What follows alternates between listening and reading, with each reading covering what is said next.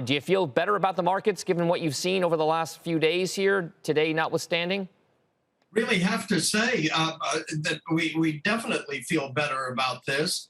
We think that the market is showing where it wants to go as it gets out from under that awful first half of the year that we've been dealing with.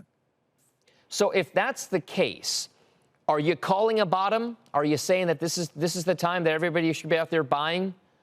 Well, we've got to say we do not believe this is a time to back up the truck, but we certainly do think that it's a good time to layer in dollar cost average, look within the sectors where babies have been thrown out with the bathwater in the course of indiscriminate selling in the first half of the year. We think there's a lot of stocks that make a lot of sense, that are profitable today, that pay dividends, garpier growth, and growthier value type pictures. So when you say something like garpier growth or growthier type value, growth at a reasonable price, let's just assume that prices are much more reasonable now than they were, say, 6 to 9 months ago, because they are. I mean, we can see what happened with the indices.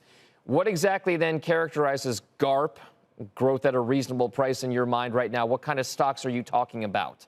Well, we've got to say that the large cap technology companies that have good cash flow, that are profitable, good business premise, and are deeply embedded in the lives of both business and the consumer.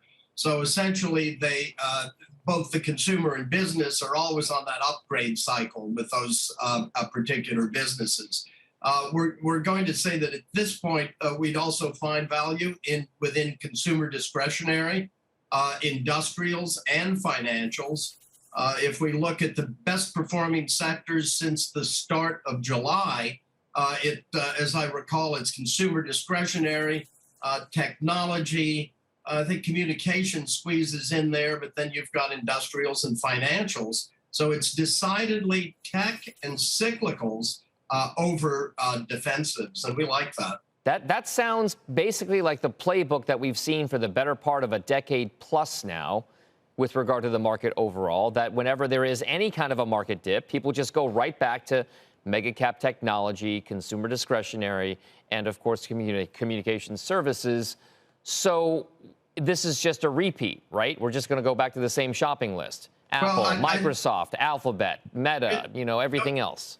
Well, I would say it's also a lot of names beyond the FANGs, and because I manage money at the firm, they don't want me to pitch individual stocks here, so I have to talk sectors, but market capitalizations as well as style.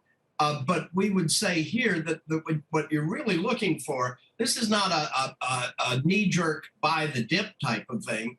This has got to do with things are actually getting better, even as things remain challenging. And in essence, what it is the Fed has taken the right tact. It has pivoted. It is in the process of increasing rates. It is in the process of focusing on, at the same time, it has a really sensitivity as to what its changes mean to the economy. So there's a level of sensitivity. On top of it, we've seen the consumer is still shopping. It's just that they're shopping for different things. And in some cases, are watching their pocketbook naturally. But the difference between sentiment and the actual spending pattern for retail, it still has quite a gap, with showing that people still like to spend money and still have money to spend. And jobs remain plentiful.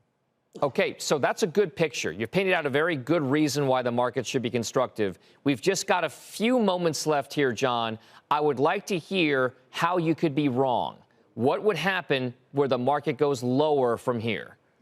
I've got to say, you always have to watch for those catalysts that will enable bears and skeptics to sell without FOMO, or legitimate difficult things that the Fed certainly can't control. The Russian incursion into Ukraine, the volatility that creates for the world, in addition to COVID variants around the world. A pickup there, what that might cause to reopenings. And of course, earnings season thus far has been mixed, but out of 9 sectors in which companies have been reporting, only one sector in aggregate shows net negative earnings, and that's financials. Everything else is in the positive thus far in earnings. So if we see a slippage in earnings, that would be worrisome. That could also be a negative here near term.